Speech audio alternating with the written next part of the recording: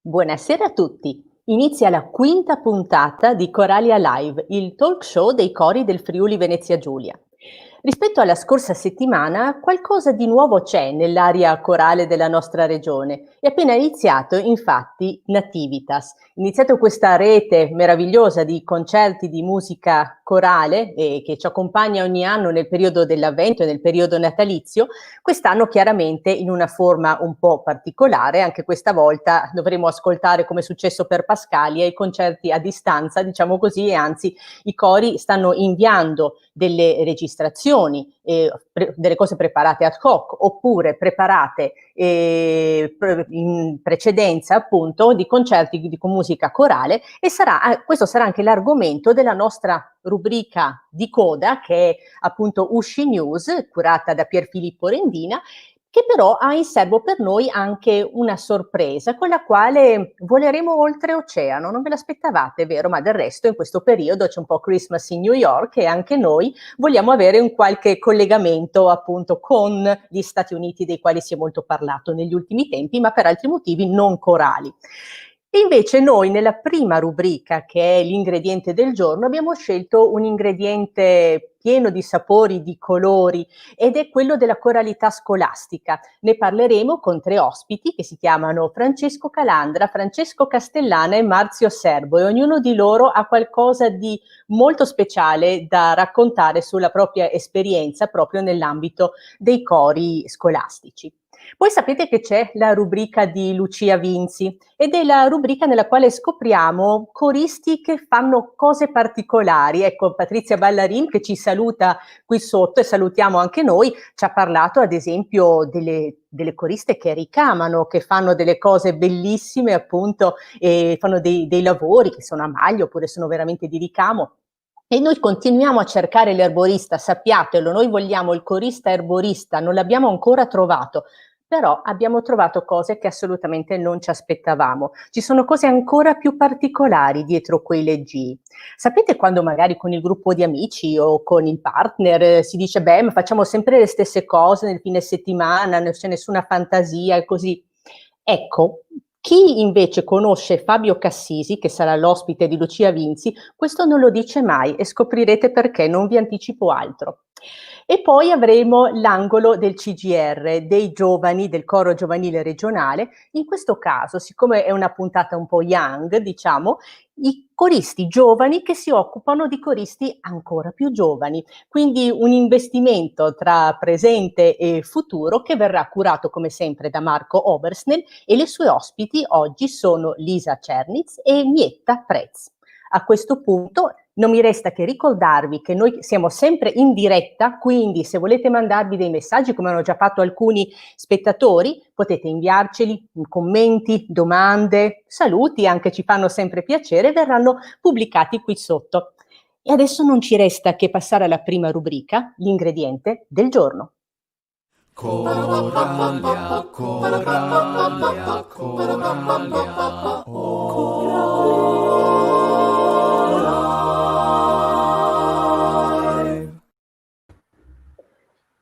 Buonasera ai nostri ospiti, come annunciato Marzio Serbo, Francesco Castellano e Francesco Calandra. Non vi dico chi è Calandra e chi è Castellano, lo dovete scoprire in quiz di questa puntata. Abbiamo fatto apposta ad avere due Francesco e li abbiamo chiamati anche nello stesso modo, senza nessuno pseudonimo.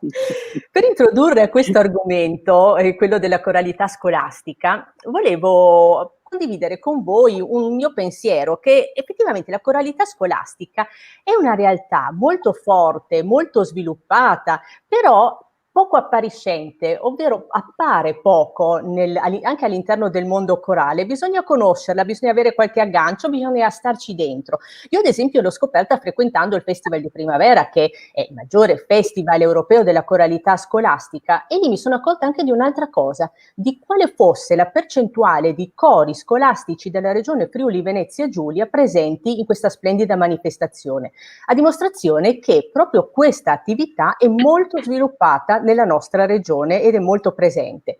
E questo succede in tutte le province, ci sono degli esempi veramente virtuosi di cori scolastici, da Pordenone alla provincia di Udine fino alla provincia di Gorizia, ma dato che l'argomento era molto ampio, abbiamo deciso di concentrarci su una realtà che ha qualcosa di particolare in questo senso, ed è la realtà di Trieste. La provincia di Trieste in qualche modo ha creato un sistema all'interno della coralità scolastica, e di questo cercheremo di parlarvi proprio in questa prima rubrica, attraverso dei direttori, amici e collaboratori che la vivono da diversi punti di vista. Con Marzio Servo, ad esempio, parleremo di un festival che si chiama Coralmente, che da molti anni fa una cosa eccezionale, ovvero riempire il Teatro Rossetti di cori scolastici, ed è ormai diventato un punto fisso, un appuntamento che non si può, irrinunciabile per i ragazzi delle scuole.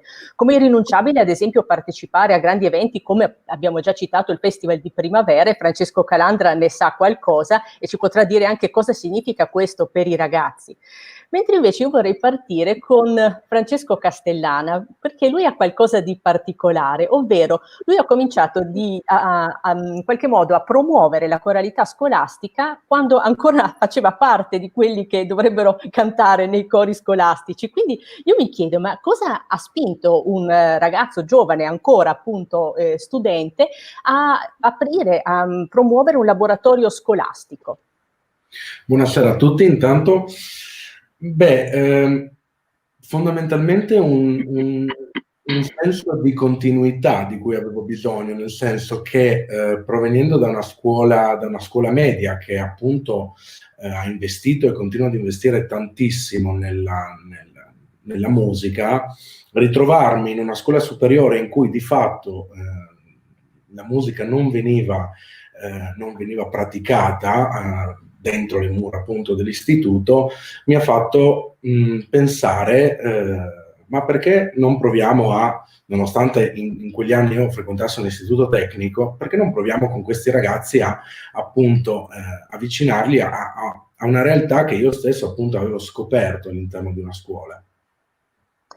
Ma perché fare musica corale in una scuola? Non si può farla all'esterno? Che utilità ha portare la musica corale all'interno di un programma scolastico?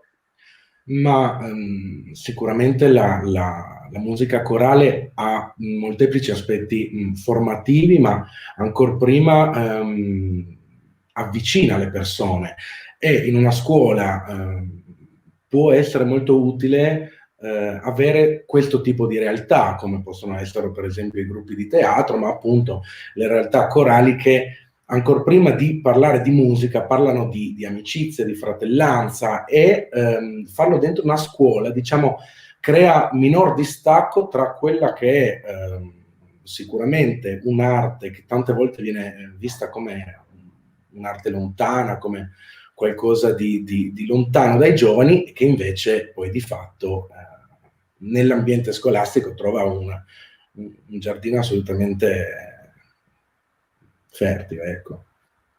Diciamo che per chi non conosce la coralità in generale, ha l'impressione è quella che il mondo corale sia un mondo per persone un po' più âgé, come dire, con qualche anno in più, e che quindi abbia pochissimo appeal la musica corale. Fortunatamente non sento più negli ultimi tempi cose che invece erano molto in voga come frasi un po' stereotipate in passato, ovvero ma con i ragazzi bisogna fare pop, o bisogna fare gospel, bisogna fare comunque dei generi che a loro piacciono, perché non li faremo mica fare il repertorio neoclassico, no? Sono cose che loro non piacerebbero mai. Salvo poi ritrovarmi in mezzo a un gruppo di ragazzini delle scuole, sempre appunto a Montecatini, che nel parco provavano Bach con grande entusiasmo e non l'avrebbero scambiato come quelle cose dei fustini con nessun altro. Quindi io chiedo sempre a Francesco Castellana, sulla base anche della tua esperienza, ecco, il successo di un coro scolastico dipende dal giusto repertorio o dal giusto approccio? Dal giusto approccio, secondo me, proprio perché sono convinto che quello che serva ai ragazzi sia ancora prima di un repertorio particolare, sia proprio la necessità di potersi emozionare. Io, per mia esperienza personale, ho usato la strada opposta, ovvero quella di non fare la musica pop con i cori con cui ho lavorato, proprio perché era in linea con il loro pensiero. Allora mi sono posto la domanda se, affrontando quel repertorio, non si andasse incontro a una forma di confronto tra quello che è la loro appunto esperienza personale conoscitiva del genere e poi invece quella che è la proiezione di appunto questo tipo di musica all'interno di una realtà corale. Ho sempre trovato molto più interessante far scoprire ai ragazzi dei brani non per forza di musica sacra piuttosto che di musica colta, ma dei brani anche popolari, ma che magari non sono così conosciuti. Ecco, in questo senso è normale che i coristi o una parte di essi tendano a chiedere al direttore: ma perché non facciamo un brano che magari è appena uscito o sta passando per le radio, per le televisioni? Piuttosto preferisco appunto far conoscere dei brani che in radio non passano da tanto, anche insomma poi mi faccio consigliare dai miei amici, da mio padre, tante volte, soprattutto per la rassegna Coralmente, che sono tanti anni col piacere di fare. E proprio per questo penso il segreto stia nell'approccio, in un approccio di scoperta, di continua scoperta da parte dei ragazzi. Quindi non è necessaria la riconoscibilità di un brano per creare appunto quella fascinazione che poi permette ai ragazzi di trovare la motivazione giusta per seguire le indicazioni del maestro. Dimmi. Diciamo che sicuramente il fascino di un brano è molto utile per il primo approccio, ma sono fermamente convinto che poi quando un coro presenta un repertorio al pubblico, il lavoro è stato così intenso, è stato così profondo, che non si presenti più il brano che si conosceva, ma si tende sempre a presentare il proprio brano, e quindi poi fatta questa considerazione, l'importante secondo me è riuscire a far amare qualsiasi genere di pagina musicale a dei giovani che vogliono cantare. E di fronte a queste considerazioni c'è una domanda che mi viene in mente, chiaramente: se questo porta poi ad avere dei coristi nelle associazioni corali, cioè finito il percorso scolastico, mi sono appassionato alla musica corale grazie al coro scolastico e quindi continuerò. Francesco Calandra. Ciao Rossana, buonasera. Ciao, buonasera. Ma sì, senz'altro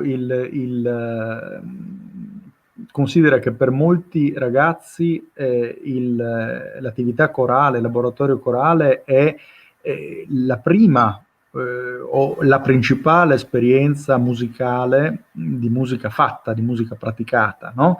che conoscono negli anni della scuola. E quindi è un percorso, come diceva prima giustamente Francesco, di scoperta e di scoperta di cose che non si conoscono, quindi di musiche che non sono abituati a sentire, ma soprattutto io metto sempre l'accento sull'abisso che sta tra l'essere fruitori di musica e l'essere produttori, insomma, esecutori attivi, creatori, artisti, no? Allora il ragazzo diventa per la prima volta protagonista di un evento culturale, artistico, creativo, e questo dà un'immensa soddisfazione e un'immensa motivazione ad andare avanti. Quindi la risposta è sì, senz'altro. Cioè, all'inizio si segue, si comincia a frequentare un coro scolastico e poi molte volte questo diventa una passione. Passione che può continuare in ambito amatoriale, quindi andando avanti poi nei cori, per esempio, degli ex studenti. Molto spesso anche nella nostra città ci sono cori di ex che hanno finito la loro esperienza corale, ma poi vogliono continuare, magari perché hanno stretto un sodalizio con il loro direttore, con altre persone, oppure anche andare a cantare da qualche altra parte, e questo è molto importante. Ma qualche volta succede addirittura che un corista si appassioni talmente tanto alla pratica musicale da farne oggetto di studio. E nonostante si possa dire che lo studio della musica va iniziato in età precoce e che un ragazzo delle medie o delle superiori, insomma, è già abbastanza grandicello, ho avuto diversi coristi che poi hanno intrapreso una strada di studio del canto e che poi hanno avuto esiti semiprofessionali, quando non professionali, nella loro vita futura, insomma, successiva. Quindi la coralità scolastica può essere strategica proprio per rinforzare non soltanto il mondo della coralità degli adulti, ma anche il mondo proprio dello studio della musica. Quindi veramente la troviamo, troviamo degli agganci molto importanti. Ma io adesso, se sei d'accordo, Francesco, vorrei farti vedere una breve clip che probabilmente ti riporterà alla mente molti ricordi molto piacevoli, esatto, e che riguarda chiaramente i cori scolastici. Se dalla regia sono pronti. Festival di primavera.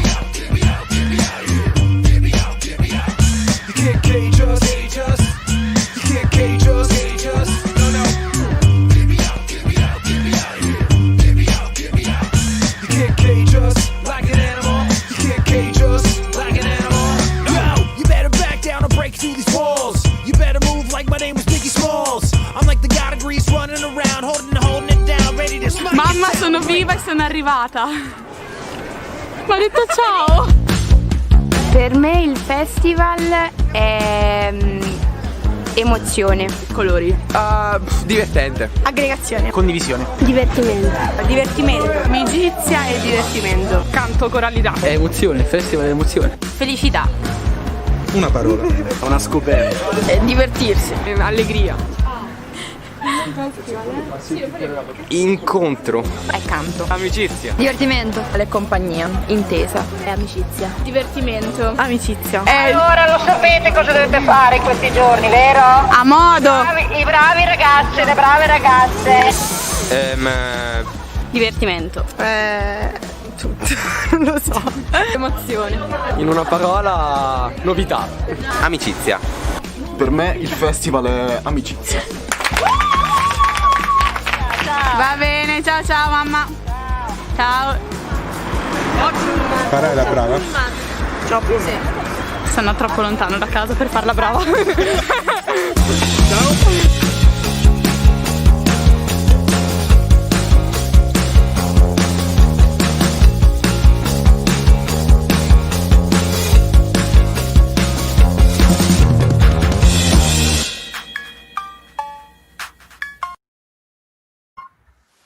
E chi trova il festival di primavera poi non può più lasciarlo.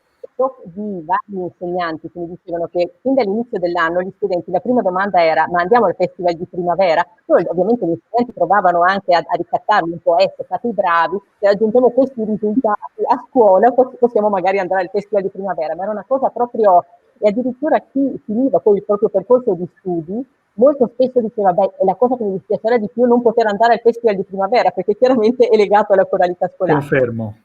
Tu, Francesco, come sceglievi di solito, come scegli gli atelier e gli argomenti? Aia, invoco la presenza dell'avvocato per questa risposta. Perché c'è tanta scelta, no? E bisogna scegliere al posto appunto del tuo gruppo di studenti, in base a quali criteri?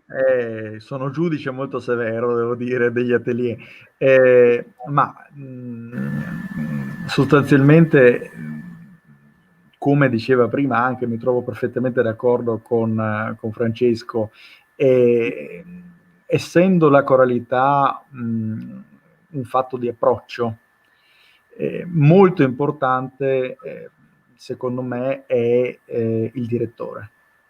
Quindi personalmente io quando vado a vedere un atelier vado a vedere il direttore, chi farà il lavoro.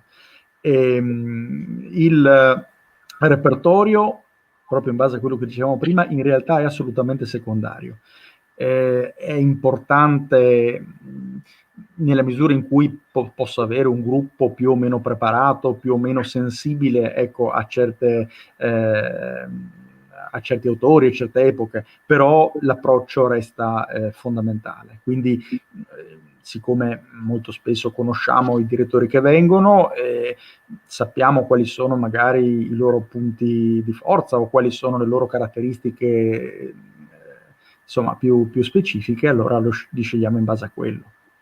No, l'approccio è fondamentale, e anche ho notato che quando l'approccio è quello giusto, quindi quando seguono il loro insegnante, quando comprendono quale sia l'utilità appunto di quel tipo di studio, non riescono a vivere la coralità scolastica come un'attività, un'ulteriore attività complementare ma obbligata in qualche modo della scuola, ma come un'opportunità, che è un'opportunità dal punto di vista artistico, ma è un'opportunità che chiaramente li fa soprattutto crescere. Assolutamente, considera anche che molte volte mi succedeva di scegliere un atelier che i ragazzi poi ovviamente andavano a vedere il programma e dicevano ma come faremo a cantare questa cosa? La messa di Duruflé, ma come sarà possibile? No? E io dicevo aspettate di conoscere Dominique Tiglie oppure... E effettivamente lì succedeva la magia, quindi il bello è proprio questo, no? Il dare qualcosa di inaspettato che diventa una scoperta e quindi diventa tuo, diventa la tua musica, diventa in quel momento l'espressione del coro che sei, del cantore che sei, no? In simbiosi col tuo direttore che ti porta, ti conduce lui, insomma, per la strada che vuole intraprendere e che diventa la tua. Hai parlato di magia e penso che sia una magia, in fondo, anche quello che è successo con Coralmente, che è una rassegna che ogni anno unisce tutti i cori scolastici di Trieste su un grande palcoscenico, quindi già l'idea di dare alla coralità scolastica, che sembra una cosa, un'attività, facciamo così, insomma, nel tempo libero, dare invece un grande palcoscenico, dare un argomento, un tema da trattare, quindi immaginare in maniera progettuale anche questo concerto. Ma io quello che vorrei chiedere a Marzio Serbo, che è una delle grandi anime di Coralmente, è un po' anche di fare qualche passo indietro, perché vorrei chiedere come nasce Coralmente e come è stato vissuto dai cori dall'inizio fino ad oggi. Cioè all'inizio c'era forse un po' di diffidenza, c'erano pochi cori, perché adesso la situazione la conosciamo benissimo, non si può non essere presenti a Coralmente. Ma come è nato e com'era all'inizio? Ma intanto buonasera, Buonasera. saluto anch'io tutti quanti. Coralmente nasce come un bisogno delle scuole che, avendo un coro e avendo una tradizione pluriennale di questa esperienza musicale, cercavano un confronto che non fosse un confronto di un festival organizzato attorno ad una gara, attorno a una competizione. Un momento di festa, di incontro. Abbiamo sentito queste interviste bellissime di ragazzi al festival che hanno centrato l'obiettivo del cantare assieme dal punto di vista educativo, formativo. C'è l'amicizia, l'incontro, tutto l'aspetto che nella scuola è fondamentale quando ci si pone un obiettivo di progetto, di attività didattica. Quindi c'è una sorta di strumentalizzazione, in questo caso positiva, buona dell'attività musicale, per una finalità un po' più generale, un po' più coinvolgente. Questa è stata la spinta iniziale. In realtà ci siamo trovati comunque con 12-13 scuole già dall'inizio. Parliamo di 18 anni fa.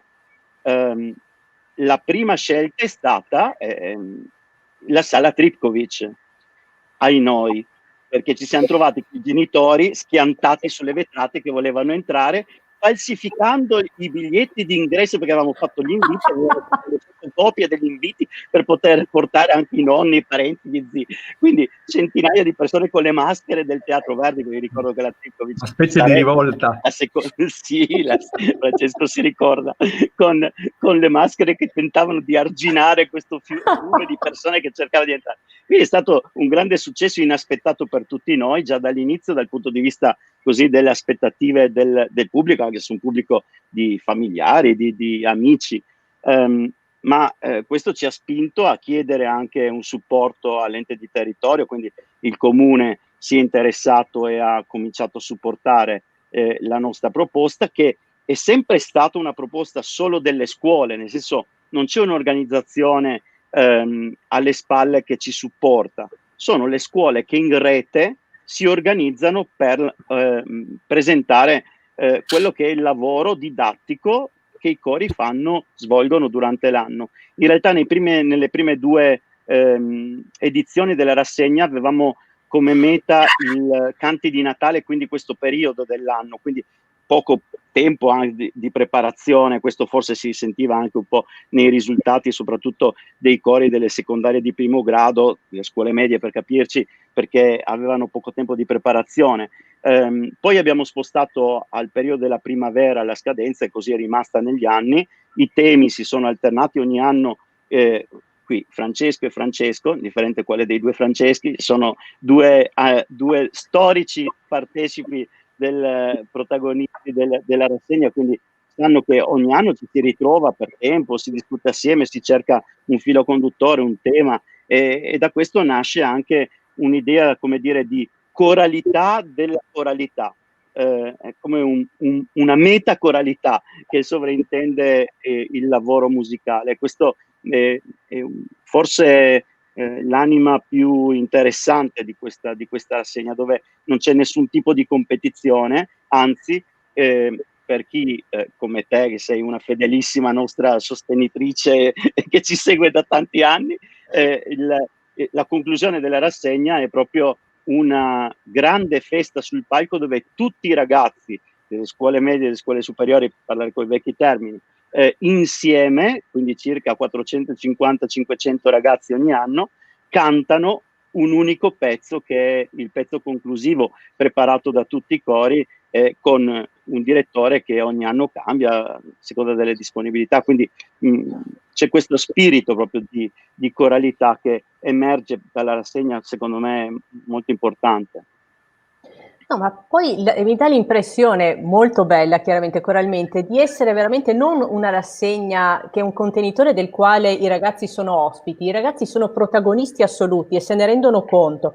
Infatti anche le proiezioni, che sono bellissime, di solito che fanno da sfondo, sono fatte da ragazzi che commentano l'argomento dell'anno, poi i ragazzi suonano, si accompagnano gli altri, per cui è veramente un trionfo appunto dei giovani creativi, perché coralmente l'avete voluto come un laboratorio di creatività, e io vorrei aggiungere anche di diversità, perché la nostra regione è una regione molto particolare anche a livello proprio linguistico, culturale, e in questa rassegna abbiamo visto molte diversità di questo genere.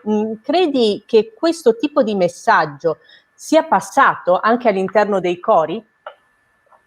Sì, secondo me sì, non perché io su questo fronte voglio essere ottimista e credo profondamente a questi obiettivi di tipo educativo, formativo, che la scuola deve mettere davanti a molti altri, ma perché vedo nella concretezza poi dei risultati e delle amicizie, delle relazioni che si creano, non solo fra noi adulti ovviamente che partecipiamo alla creazione della rassegna, ma fra i ragazzi stessi. Certo, il tempo fisico di collaborazione effettiva fra i ragazzi dei cori diversi insieme si riduce a sole 2 prove prima della rassegna e alla giornata della rassegna, ma già la giornata della rassegna è una lunga giornata, perché tutto il pomeriggio le prove scandite ogni 20 minuti e poi una grande prova complessiva del brano finale prima dell'apertura del sipario, e poi tutta la serata in cui tutti sono più o meno assieme, perché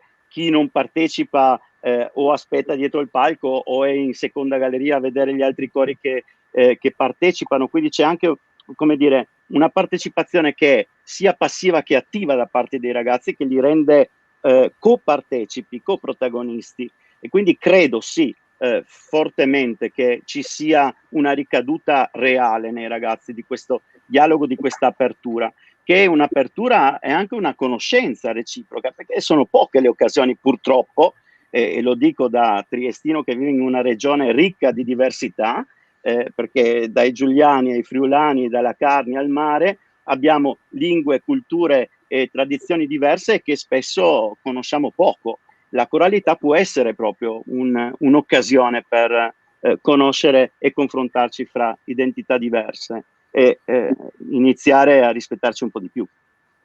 Esatto, e proprio attraverso la musica nascono anche dei legami e delle tifoserie, perché devo dirti dalla retroguardia, perché comunque io sono sempre appunto tra il pubblico, che c'è sempre ormai anche l'aspettativa rispetto a un coro o all'altro, perché ogni coro ha ormai un carattere così forte, che è dato chiaramente dall'impronta del suo direttore, che tutti comunque attendono, perché quello farà qualcosa di particolare, perché quello avrà tanti strumenti, perché magari quello farà qualcosa di un po' folle, no? Ed è una cosa bellissima, perché si crea comunque questo legame tra i ragazzi. Adesso il nostro tempo è scaduto, però c'è una domanda importante, no? Che devo fare a Marzio Serbo proprio. Ma hai mai cantato in coro? Oltre a dare queste opportunità ai coristi?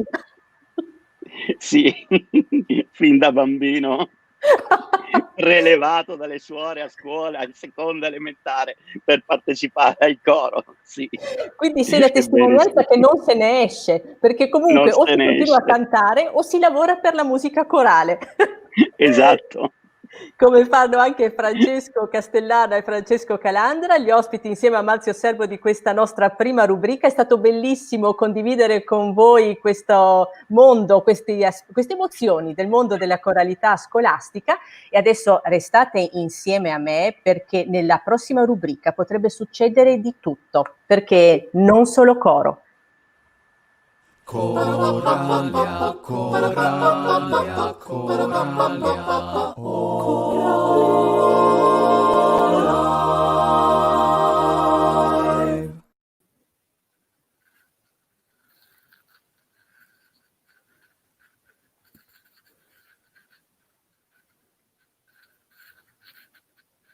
Ed eccoci qua, ci vedete, io eccoci qua. Beh, buonasera a tutti e buonasera e soprattutto grazie a Fabio Cassisi, che è il nostro ospite di questa sera, per la sua presenza e per questa splendida, così, come posso chiamarla, presentazione, diciamo così. Allora, voi sapete che in questa rubrica andiamo a cercare, a scoprire quello che fanno i coristi quando non fanno i coristi. Fabio è corista, non solo, ma anche studente di canto, se non sbaglio, ma poi ce lo racconterà lui. Però nella sua vita buona parte delle sue energie, delle sue passioni viene regalata a un'attività particolare, che è quella del cosplay. Allora, io lo devo ringraziare anche perché grazie a lui mi sono un pochino informata su questa particolare forma, si può dire anche di arte in un certo senso, no? Però farò delle domande forse banali, forse scontate, ma dell'uomo della strada, diciamo, di quello che non ne sa nulla di questa cosa, perché davvero è così. Quindi sono molto curiosa di sapere da lui alcune cose. Mi viene da dire che trasvestimenti ci sono sempre stati nella storia dell'umanità, no? Anche per esempio i bambini si travestono con grande divertimento e con grande passione. Poi se andiamo a guardare agli psicologi dicono che è necessario travestirsi perché comunque si scopre il mondo e tutte queste cose qua. Poi pensiamo al carnevale, però il carnevale è qualcosa di molto diverso, nel senso che fa parte di un rito, è un po' una trasgressione di regole costituite, insomma ci sono delle cose diverse. Io vorrei partire con Fabio dall'analisi della parola cosplay, perché già lì ci sono delle cose molto interessanti che stanno dietro, vero? Assolutamente sì. Allora, innanzitutto buonasera Lucia, buonasera a tutti quanti. Sì, la cosa importante effettivamente, allora, questo innanzitutto immagino che l'abbiate riconosciuto.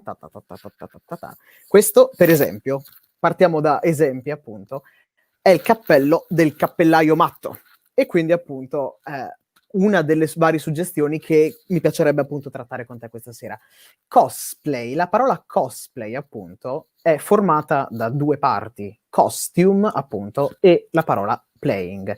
Quindi una parte molto importante è il costume da una parte e dall'altra invece quella che è tutta l'interpretazione, tutta quella che è l'interpretazione, ma anche, secondo appunto il verbo inglese, play, giocare. E questa è una delle cose più belle, secondo me, assolutamente, di questo hobby, che molti di noi fanno anche proprio come lavoro principale, perché ci sono appunto persone che accettano delle varie, insomma, commissioni anche proprio per confezionare abiti, confezionare armature, perché vengono fatte vere e proprie armature, per esempio, di vari personaggi molto particolari, proprio perché è, come dicevi, una forma d'arte che a 360 gradi era nata appunto come una trasposizione, possiamo dire così, terrena di quello che è effettivamente l'arte dell'anime, l'arte dei manga, tutti quelli appunto che sono le suggestioni giapponesi, poi diventato appunto vestito, costume all'interno appunto della persona. Senti, No, volevi ma tu intervenire? come sei avvicinato a questa cosa? No, volevo chiederti, sì, siamo un po' sfasati questa sera nella connessione. No, volevo chiederti come ti sei avvicinato a questa forma. Mi senti? Ci riusciamo a parlare? Mi senti? Riesci a sentirmi? Abbiamo qualche problemino. Fabio? Allora, al cosplay mi sono avvicinato nel... Sì, ci sono. Sì, sento un po' roboticamente, ma ci sono. Nel 2017 ci sentiamo, ci siamo. Io sono qua. Sì. Sono Ti qua sentiamo. un po' robotico, ma ci siamo, sì. Sì.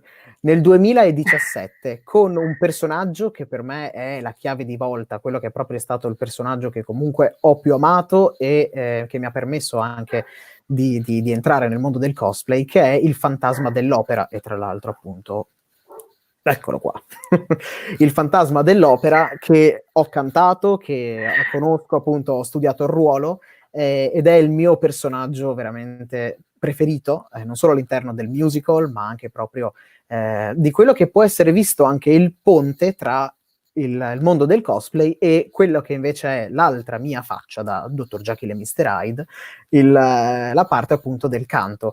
Ecco, lì c'è proprio questo grande connubio tra l'arte del vestito e l'arte dell'interpretazione e del canto.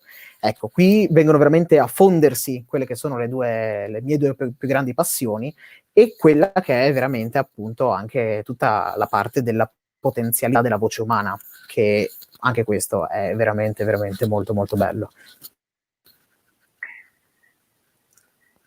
Eccoci, questo cos'è? Questo è Joker, se non sbaglio.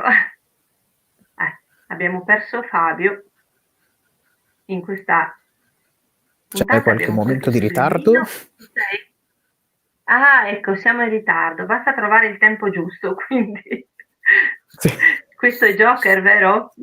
Sì, questo è Joker, sì, è altro personaggio appunto a cui sono molto affezionato e che mi ha veramente dato un grande riconoscimento da parte del pubblico, perché è una cosa fondamentale per noi cosplayer, o comunque parlo personalmente per me, è proprio il contatto diretto con il pubblico, vedere che la gente ridere noi, sorridere e portare felicità e divertimento.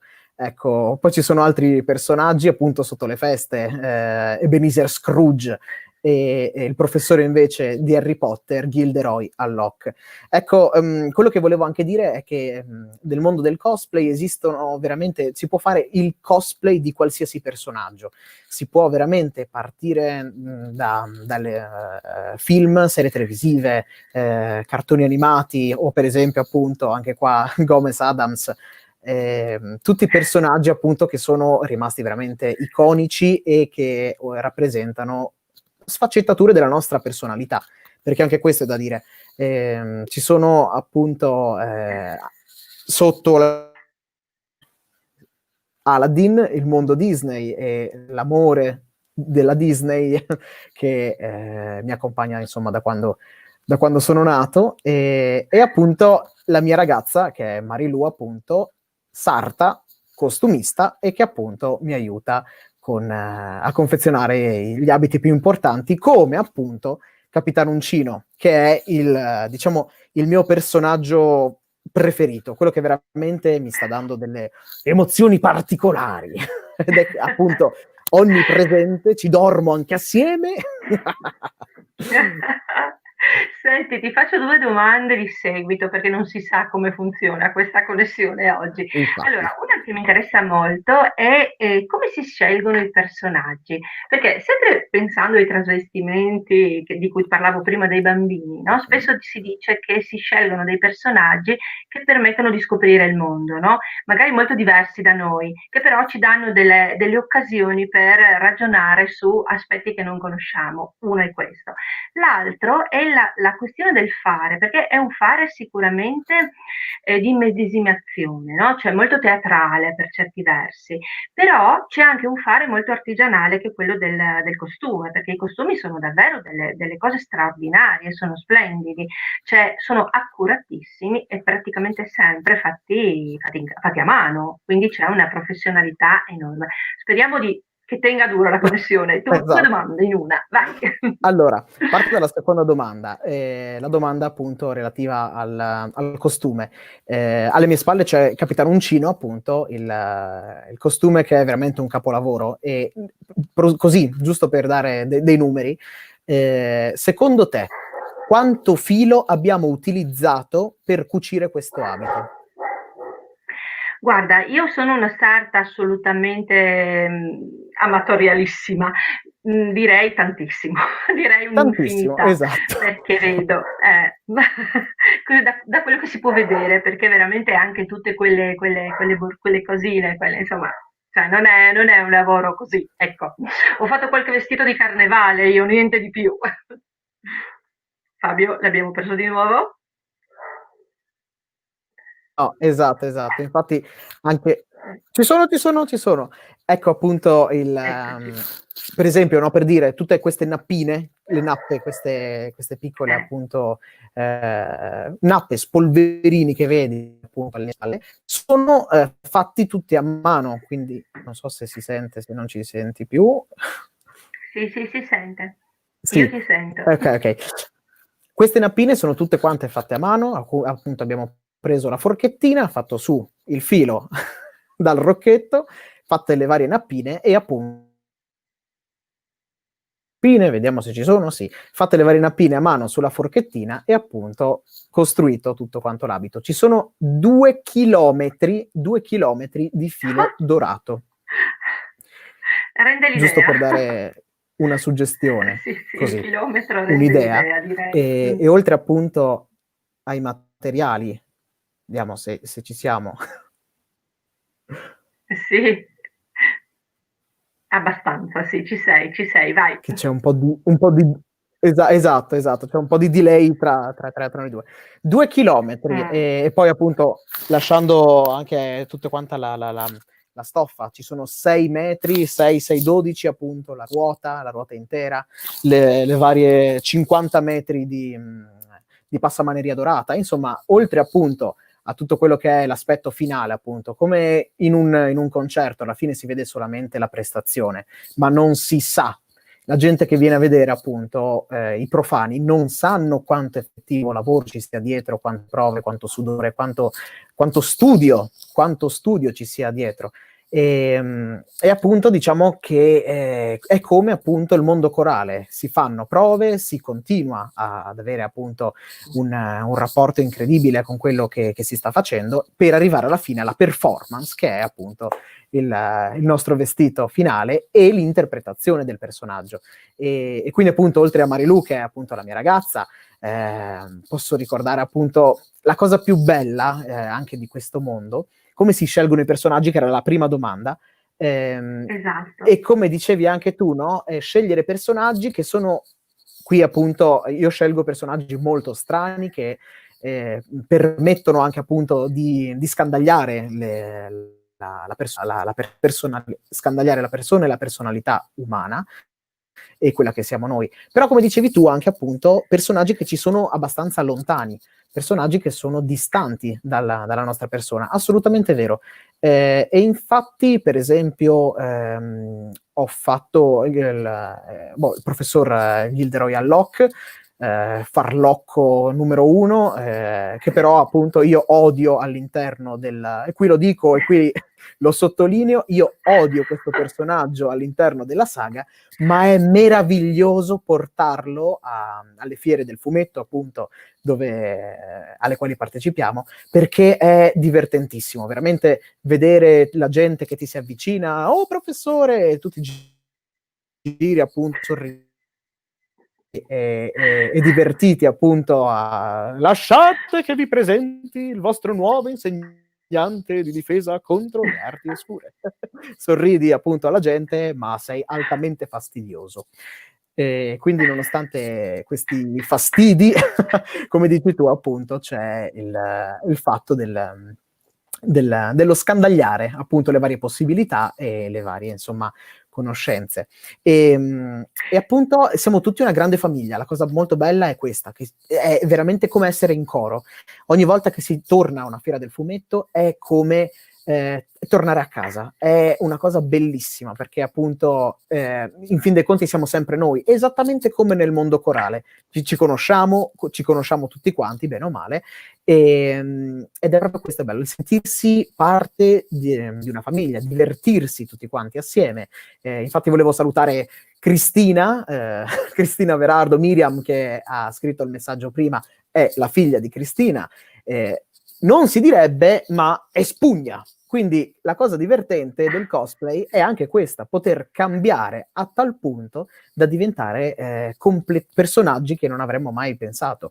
Una donna, perché appunto la cosa bella del cosplay è che non ha età, non ha assolutamente età, anzi appunto lei ha appena compiuto 50 anni, lo possiamo dire, scusati, però si diverte come una bambina proprio per questa cosa qua, perché è liberazione. E c'è questa componente proprio anche del bambino, no? in questo gioco continuo proprio di travestimenti, è proprio molto bello, è affascinante. Come il coro ha è un mondo, appena apri una finestrella scopri davvero un mondo, perché ci sono gare, ci sono festival, c'è un po' di tutto, insomma, veramente un po' di tutto. Senti, tu hai già anticipato quali sono le connessioni con l'attività corale. Però io so che per te, e sono molto importanti quelle che hai detto tu, assolutamente, però credo che al di là dell'aspetto performativo, l'aspetto comunitario, chiamiamolo così, l'aspetto corale del conoscersi, del provare queste emozioni, per te c'è anche l'aspetto della voce, perché so che hai anche un altro, diciamo, hobby, tra virgolette, o comunque sbocco di questa tua attività, vero? Se ne può parlare, vero? Oh, certo che se ne può parlare, assolutamente, anzi, diciamo che appunto il mio amore per la voce, per tutte le potenzialità della voce umana, hanno portato appunto nello studio del canto lirico, nello studio della recitazione, e quindi anche del doppiaggio, che è veramente ciò che più spererei appunto di arrivare e in qualche modo riuscire a raggiungere, anche perché appunto come dicevamo prima, no, delle varie potenzialità del conoscere, dello scandagliare, succede molto spesso appunto di dover dar voce, appunto prestare la propria voce a qualcosa che in realtà, a qualcuno che è molto diverso dalle nostre corde. Per esempio, appunto, dal 2019 collaboro con il fumettista Morgoroth, appunto, un fumettista triestino, di cui non si può svelare chiaramente l'identità perché è un'entità astratta. Fa parte del gioco. Esatto. però appunto do voce assieme a un cast veramente spettacolare di amici, appunto, perché questa è la cosa bella, poi si diventa amici. Do voce appunto alle sue vignette animate, e quindi anche qui appunto abbiamo tutta una collana di, come hai tu sullo sfondo, Harry Potter, quindi abbiamo proprio una playlist dove appunto finiremo tutti quanti i 7 capitoli in riassunti di 10 minuti, dove presto la voce a moltissimi personaggi, quindi anche qua è molto divertente perché si passa da Silente a Harry Potter a Voldemort, per dirti, ecco, queste a Hagrid, Dobby, queste sono alcune delle voci appunto che si possono scandagliare. Per farti proprio un esempio, stavo leggendo le prossime sceneggiature e ci sono io che urlo contro di me, che rispondo a me stesso, mentre quell'altro appunto è molto bello anche parlare della scissione della persona. È l'apoteosi praticamente dei contrari, questo qua è l'apoteosi di tutte queste. Senti, è poi molto interessante il fatto che passi da una cosa che è quella del cosplay con una grande presenza a quella del doppiatore che è un po' dietro, no? Però dietro le quinte, che non si fa proprio tanto vedere. Senti, io purtroppo devo chiudere perché abbiamo anche un'altra rubrica che ci segue, siamo molto interessati a sentire anche quella, però veramente ti ringrazio di cuore per questa presenza, perché è stata proprio una presenza concreta nonostante il mezzo che ci tiene così, ci sembra tenerci separati. Grazie di questa cosa, della presentazione, di farci fatto scoprire questo mondo, e in bocca al lupo per tutto, seguiremo senz'altro l'Harry Potter di Morgoroth. Grazie Fabio e alla prossima allora, buona serata e ciao. Pier, grazie mille. Per partire. Coralia, Coralia, Coralia,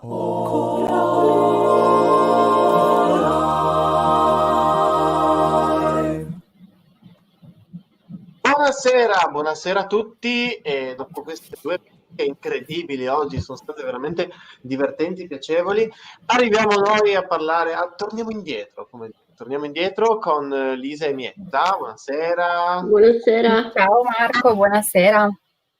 Allora, abbiamo parlato di cori scolastici, abbiamo parlato di cosplay, a un certo punto Lucia ha detto sì perché prima Fabio ha detto no, che la Cristina in realtà è sempre una bambina, anche lui sente un bambino, Lucia ha detto ma sì, siamo bambini, parliamo di bambini, arriviamo a parlare di bambini, ok? Mietta, tu, vado subito al sodo, lavori con i bambini?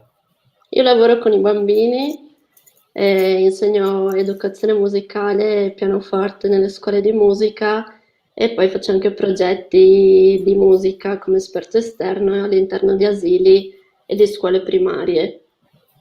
Scuole primarie vuol dire? Scuole elementari. Quindi dai 6 ai 10? Ai 10, esatto. Ok. E la tua esperienza di educatrice musicale con bambini che sono piccoli ma non piccolissimi, cioè stiamo parlando di bambini che già avranno dei gusti musicali, già avranno un loro carattere sia personale sia già, come dire, influenzato dalla famiglia, dagli amici, dagli ambienti che frequentano, faranno sport, e quell'età in cui i bambini fanno tutto, no? Che sei genitori che Esatto. Poi a sport, poi a pianoforte, e poi a catechismo, non so, poi... Bisogna essere maghi degli incastri, prima di tutto. Quindi, come fai a mantenere la concentrazione in un bambino così, che sta scoprendo un po' il mondo, tra virgolette, adulto, ma in realtà non sa ancora niente? Prima si parlava di approccio. Quindi prima di tutto ci sta la relazione, ci sta l'approccio e il credere in quello che si porta, in quello che si vive insieme. E poi è vero, mi fanno scoprire un sacco di cantanti dal nome strano che io non conosco assolutamente, e come hai detto tu non conoscono, quindi bisogna far conoscere, secondo me, il nostro, almeno da parte mia, quello che cerco di fare è comunque ampliare un vocabolario che per loro è ancora un po' ridotto. Quindi ci sono dei gusti personali che però si possono arricchire appunto con nuove conoscenze, nuovi ascolti. Chi suona può avvicinarsi a diversi tipi di repertorio. Il bello è che è sempre uno scambio, quindi da parte mia, da parte loro, ci sono sempre nuove idee e nuove musiche da scoprire, quello sì. Anche perché comunque ricordiamo che il bambino ha una testa e un tipo di intelligenza che non deve mai, secondo me, venire a meno neanche quando si cresce. Cioè, noi dai bambini abbiamo tantissimo da imparare e soprattutto abbiamo da ricordare che questo tipo di intelligenza dobbiamo sempre mantenerlo, non dobbiamo dimenticarcene. Bravo, sono assolutamente d'accordo. Secondo me questo mestiere di insegnante, di educatore, comunque è un regalo innanzitutto per me. Credo che tutti quelli che lavorano in questo campo la pensino quasi allo stesso modo. Lavorare con i bambini è una scoperta giornaliera. E quindi chiedo a Lisa che cos'è che hai imparato dai bambini? Beh, concordo con quanto detto da Mietta, effettivamente ogni giorno una nuova scoperta. Io sono fortunata perché ho una bimba in casa, sono una zia e quindi ringrazio tantissimo mia sorella per avermi dato questa opportunità. E cosa ho imparato? Non so, potrei fare credo una lista infinita. Ho imparato che la cosa fondamentale è cercare di adattarsi a tutto, perché adesso per quanto riguarda soprattutto appunto il portare la musica ai bambini, mi sento un po' dietro alle quinte, nel senso che sto facendo quello che fanno loro nei primi 2 anni di vita, ascolto e cerco di capire quale potrebbe essere il modo più corretto per approcciarmi a loro e per proporre loro qualcosa che possa essere interessante. Quindi sì, credo di aver imparato questo aspetto, cercare di essere più veloce possibile nel cercare una soluzione quando magari mi accorgo che una cosa potrebbe non andare troppo bene per loro, potrebbe non essere posta nel modo corretto. Quindi sì, credo questo. Quindi essere pronti a tutto anche di fronte alle cose più inaspettate, insomma. Assolutamente sì. Quindi la tua nipotina quanti anni ha? La mia nipotina ha 2 anni e mezzo, è piccolina, però mi dà veramente un sacco di soddisfazioni perché canta e ha imparato, cioè sta seguendo le orme della zia e delle zie e della mamma, e canticchia e suona perché abbiamo un pianoforte a casa ed è il suo gioco preferito e quindi sì, è veramente incredibile la velocità con cui i bambini riescono effettivamente attraverso un po' l'imitazione anche di ciò che vedono fare a riproporre insomma quello quanto vedono, e per questo credo sia fondamentale avvicinarli quanto prima possibile a quello che è il mondo della musica. E l'imitazione credo sia una cosa molto importante anche dal punto di vista dell'insegnamento, Mietta, vero? Quanto usi l'imitazione? Tantissimo. Bisogna pensare però che l'imitazione non è solo quella canonica, io faccio una cosa, tu mi imiti, ma l'imitazione è sempre in atto. Quindi qualsiasi cosa facciamo è allo stesso tempo un esempio per l'altro. Quindi l'imitazione con i neuroni specchio sempre attivi è una cosa molto utile, molto efficace, è una cosa anche da stare attenti. È alla base dell'apprendimento alla fine. Hai citato i neuroni specchio, qui sfondi una porta aperta perché Aiuto, non dovevo. l'argomento, ma magari ne parleremo la prossima volta. Però c'è da dire che i bambini sono delle spugne, cioè questa è una cosa che si sente spesso in giro. I tipici genitori che parlano, scappa una parolaccia e il bambino per 2 mesi dirà solo quella parolaccia, no? Stranamente poi sentono sempre le cose che non devono sentire. Lisa, questi bambini sempre... spugne? Bambini spugni è vero, verissimo, e come dici giustamente, chissà come mai nel momento in cui scappa quella parolina che non dovrebbe esserci e per caso scappa assieme anche una risata e la fine, cioè non c'è più una speranza. E per questo veramente bisogna stare super super attenti a come ci si pone, perché alla fine credo che un po' lì lì ci si giochi la speranza di entrare effettivamente in contatto con il bambino che si ha di fronte. E mi vengono in mente le parole di Lucia Vinzi che mi ha regalato qualche mese fa, ringrazio mia sorella che mi saluta, Qualche mese fa, in cui mi ha detto che i bambini hanno la possibilità di fare coro, non sono costretti a farlo, però lì sta nella figura educativa che li segue a dargli questa opportunità, a fargli scoprire questo mondo. Mhm. Perché alla fine la musica corale è sicuramente, cioè, si può iniziare sempre a cantare, però uno se inizia piccolo, se è già cresciuto in ambito in cui la musica c'è nella casa, e la musica è un linguaggio, la musica va imparata. Come io imparo a parlare l'italiano, io imparo l'italiano se abito in Italia con i miei genitori che parlano italiano, se nasco in Burundi imparerò il burundese, immagino. Così come se un bambino cresce nella musica sarà sicuramente più portato a conoscere il linguaggio musicale. Questo non vuol dire che non può impararlo successivamente.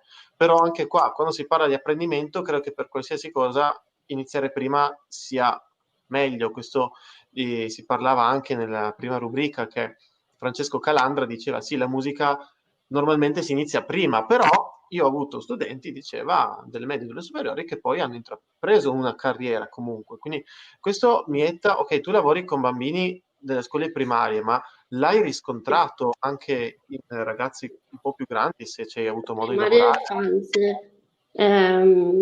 Nelle scuole di musica dove ho la fortuna di lavorare, ci sono dei percorsi complementari oltre a quelli di strumento, che sono appunto quelli collettivi, di gruppo, che richiamano al noioso e vecchio solfeggio che nessuno vuole fare. Ed è sempre una lotta, una bella lotta con i genitori in primis, per far capire l'importanza in realtà di questo percorso parallelo, perché secondo me bisogna pensare alla musica in senso globale. Come dici tu, è un linguaggio e ha molte espressioni, e l'espressività secondo me è una parte fondamentale della musica. Io vedo che chi inizia da piccolo, inizia giocando, inizia ascoltando, inizia esplorando, tastando per mano i vari aspetti della musica, e poi porta con sé una musicalità che si evidenzia rispetto a chi magari conosce la musica più tardi. Certo che poi la musica è per tutti ed è di tutte le età, quindi appena uno se ne innamora può portarla avanti con passione. E la musica può essere utilizzata anche, per esempio, in persone anziane che magari non hanno mai fatto musica in vita loro, però persone anziane avranno sentito qualche aria d'opera, avranno sentito la musica, e viene utilizzata in casi di patologie neurodegenerative oppure riabilitazione dopo un evento ischemico, qualsiasi cosa, proprio come linguaggio alternativo. Cioè è incredibile, secondo me, come una persona, adesso mi sto un po' perdendo per la tangente, scusate, ma è incredibile come possa esistere un linguaggio talmente forte da permettere a una persona che non capisce il linguaggio perché non riesce a avere degli altri meccanismi cerebrali che lo inducono a capire un altro tipo di linguaggio. Cioè, è un discorso molto, molto Il suono interessante. arriva, il suono comunque è fisico, non si vede però c'è, e quindi ha la forza di arrivare al corpo, ha la forza di arrivare anche a chi ha delle rigidità. E poi gli anziani non dimentichiamo che comunque, secondo me, nella loro infanzia hanno avuto un repertorio di canzoni popolari molto più ampio rispetto a quello che noi abbiamo adesso, quindi c'è anche quell'aggancio lì. Ci colleghiamo all'ultima domanda che volevo fare a Lisa. Quando tu o tua sorella o tuo padre, tua madre cantate per tua nipote, oppure quando tu eri piccola e tuo papà cantava per te, quanto è importante questo in un legame tra padre e figlio o parenti, e che cosa vi trasmettete in quel momento, e quanto manca secondo te questa cosa nella società? Manca tantissimo, io credo che sia un aspetto che viene lasciato un po' in secondo piano. Io ne avevo parlato anche con un'amica di famiglia che è un'ostetrica, ormai in pensione fortunatamente, che mi aveva effettivamente detto: mi raccomando, quando Stefania ancora era incinta, fai ascoltare a Fagiolina, perché Sofia al tempo era Fagiolina, e la tua voce, falle sentire come canti. Ed effettivamente Fagiolina, quando poi è arrivata, la mia voce la conosceva. Ed è incredibile perché soprattutto con me e con il mio papà, che ha una voce da basso profondo, Sofia si addormentava con una facilità incredibile. Ok, adesso è un pochino più grande, quindi non è che si accontenta. Adesso per addormentarsi vuole sentire il musical, perché ha bisogno della storiella con tanto di canzoni. Però è stato veramente fondamentale, perché è una questione di legame che nasce ancora prima che effettivamente la creatura venga al mondo.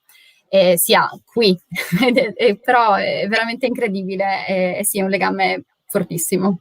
E qui si parla di comunque tua nipote che ti conosce bene, ma tu hai avuto anche esperienze, hai lavorato in certi periodi negli asili nido, giusto? E lì utilizzavi anche questa cosa? Ops, no. Beh, certo, è il mio jolly, perché non sfruttare la voce? Infatti ho avuto delle colleghe che, scoperta questa mia abilità, mi hanno gentilmente ceduto l'onore di andare a portare a dormire i bambini, perché effettivamente, sì, come diceva Mietta, il suono è qualcosa di fisico, arriva, i bambini non è che conoscono precisamente che cosa sia la melodia che ascoltano, da dove provenga e perché sia lì. Però qualcosa in loro innesca e si rilassano più facilmente, ed è un piacere vederli addormentarsi in un nanosecondo. Potrei cantare a vita per i bambini. È veramente incredibile, non riesco neanche a spiegarlo a parole, veramente. E questi bambini che, se sono sufficientemente grandicelli, il giorno dopo ti ricantano la canzone che gli hai cantato pari pari, probabilmente. Vero, mi è capitato anche con i bambini. L'ultimo giorno di lavoro, un bimbo, proprio mentre stavo uscendo, ha iniziato a canticchiare una canzone di una mucca, che era quella che cantavo solitamente io, in un momento in cui era completamente rilassato, stava facendo tutt'altro e non si era accorto, no, di star cantando effettivamente. Però è successo. E quindi bisogna cantare sempre, in definitiva, bisogna cantare sempre, se si è bambini, se si è un po' più grandi, se si è adulti, sempre e comunque. Cantare agli altri, cantare in giro per la strada, è così bello, cantiamo di più. E con questo messaggio, grazie Elisa, grazie Mietta. Grazie. Grazie a te. E lancerei io il mio fedele assistente di oggi e lanciamo la prossima rubrica. Vai, Ti saluta Bambi. Ciao. Coralia, Coralia, Coralia, Coralia, Coralia, Coralia,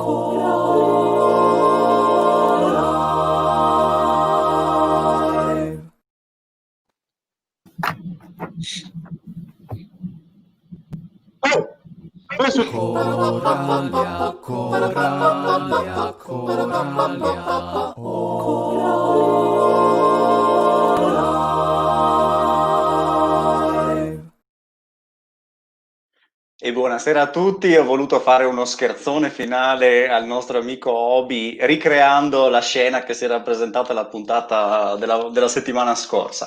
No, a parte le battute, grazie a tutti, buonasera a chi ci sta seguendo, numerosissimi questa sera, così come sono stati numerosissimi i nostri ospiti e ricchissimi i contenuti, tant'è che abbiamo ovviamente sforato in maniera clamorosa sull'orario di questa puntata. E quindi sarò molto molto veloce nel dare giusto qualche aggiornamento sulle attività in corso. Mi ha già preceduto anche Rossana nella sua introduzione a questa trasmissione. E in questi giorni infatti si sta svolgendo il progetto Nativitas. Nativitas, nonostante tutte le situazioni attuali, ci sta accompagnando in queste settimane e in queste settimane d'avvento, e lo sta facendo in una forma alternativa.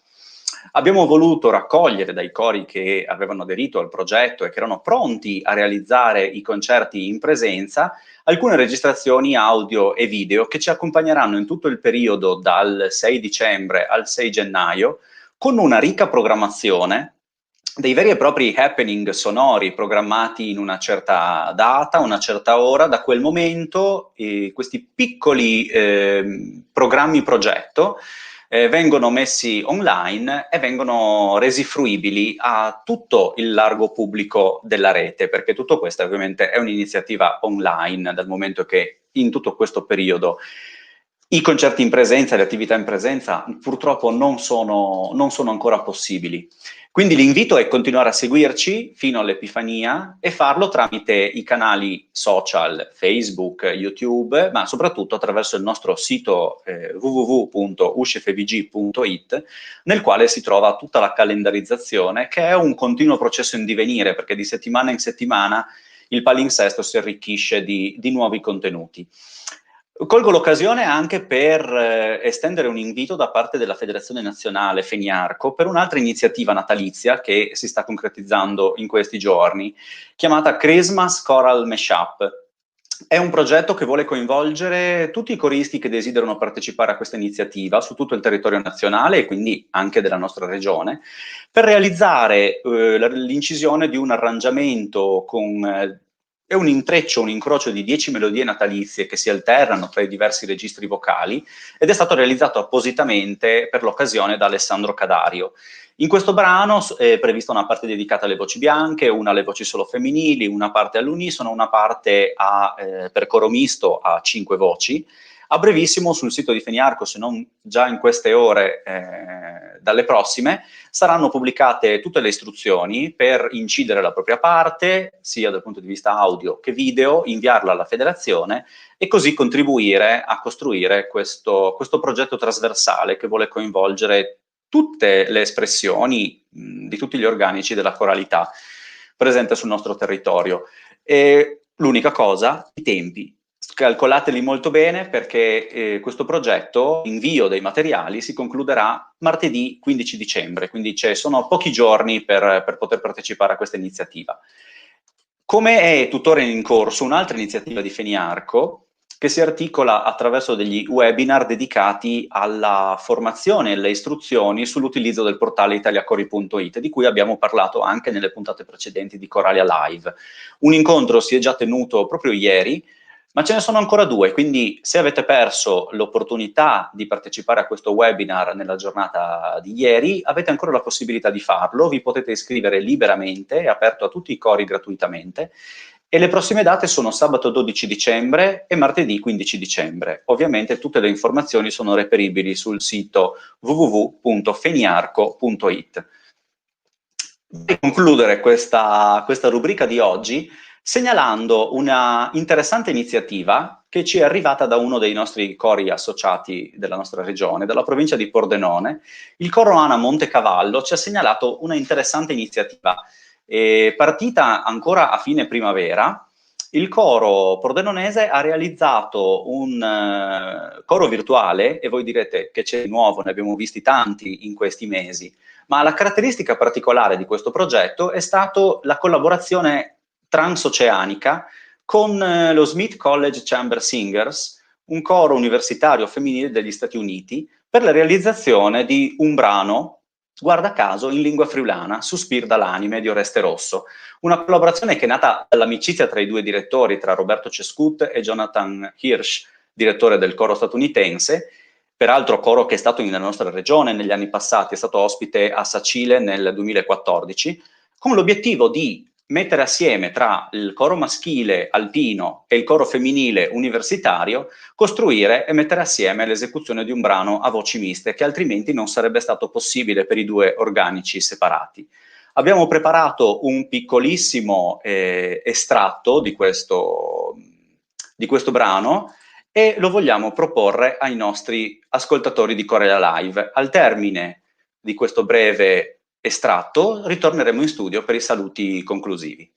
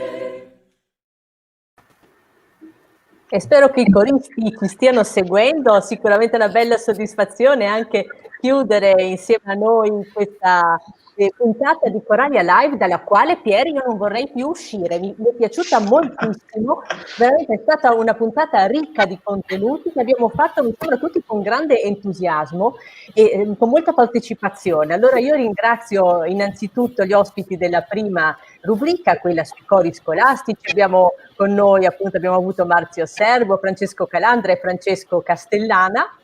Poi invece nella seconda rubrica, insieme a Lucia Vinzi, c'è stato Fabio Cassisi. Fabio, io lo so che siamo in ritardo sul finale, però secondo me, Lucia, verrebbe molto volentieri con te a qualcuna di queste fiere cosplay così. Tu come la vedresti vestita? Cioè, nel senso, che costume le proponi? Crudelia Demon. Hai visto? Questo tutto colorato oggi. Ecco, io e Pier sicuramente ci vestiremo da elfi coristi, che è una nuova categoria del cosplay, no? Che creeremo noi due, però deve essere veramente divertentissimo. Grazie di essere stato con noi e averci aperto questo mondo molto particolare. Ovviamente noi continuiamo ad appellarci anche ai nostri spettatori: se avete coristi che fanno cose particolari, fatecelo sapere, perché saremo molto felici. Soprattutto gli erboristi, no? Soprattutto gli ormai erboristi. È il nostro cruccio. Per favore, trovate un corista erborista, perché si avvicina l'inverno, noi abbiamo bisogno di tisane, di consigli per queste serate d'inverno. E poi ringrazio anche Marco Obersnell, che ha avuto due ospiti dolcissime e preparatissime. È stato un piacere stare con voi, Lisa Cernis e Mietta Prez. Quasi, effettivamente ci ha fatto venire voglia di chiedere a questo punto a Lisa una buonanotte cantata per tutti gli ascoltatori, ovvero gli spettatori, ma non la metteremo in imbarazzo, però proponiamo a tutti, ecco, cantatevi ognuno la propria ninna nanna stasera, perché abbiamo capito comunque che fa bene e ci addormentiamo anche meglio. Ma quante puntate ha ancora Coralia Live?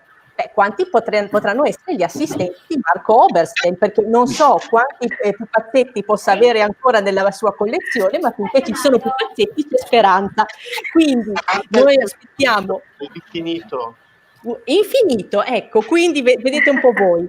Comunque attendiamo con ansia l'assistente della prossima puntata. Una cosa è certa: la prossima settimana, sempre giovedì alle ore 21, noi saremo qui e, se lo vorrete, sarete i nostri ospiti graditissimi come sempre. E intanto un buon fine settimana e tanti saluti a tutti. Ciao!